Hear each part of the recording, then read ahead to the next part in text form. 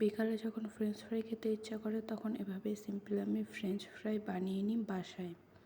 এর জন্য কি করতে হবে, একটা কিং সাইজ আলু নিয়ে নিয়েছি আমি, আর এই আলুটাকে সুন্দর করে খোসা ছাড়িয়ে নিয়ে এটাকে ফ্রেঞ্চ ফ্রাই শেপে কেটে নেব। প্রত্যেকটা আলুর স্লাইসকে আমি একদম একই রকম শেপে কেটে নিয়েছি।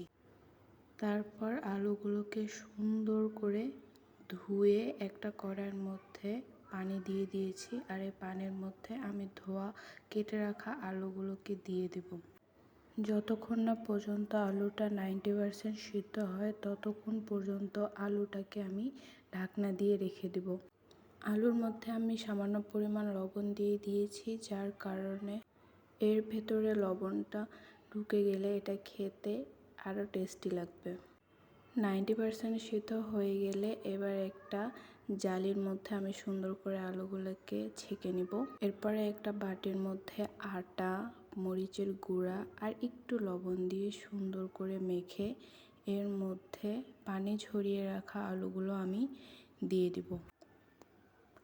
তারপরে আলুগুলো দিয়ে আমি সুন্দর করে প্রত্যেকটা আলুর স্লাইসের মধ্যে ঝাঁকিয়ে ঝাঁকিয়ে সুন্দর করে এর মধ্যে আটার যে মিশ্রণটা রেডি করেছিলাম সেটা আমি মিশিয়ে নেব, যাতে সবগুলো আলুর স্লাইসের মধ্যে সুন্দর করে লেগে যায়।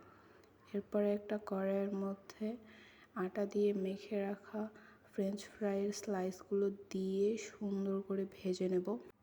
ততক্ষণ পর্যন্ত ভাজবো যতক্ষণ না পর্যন্ত ফ্রেঞ্চ ফ্রাইয়ের কালারটা ব্রাউন হয়ে যায়। এরপরে সুন্দর করে তুলে সস অথবা মেয়োনিজ দিয়ে খেলে এটা স্বাদটা আরও দ্বিগুণ হয়ে যাবে।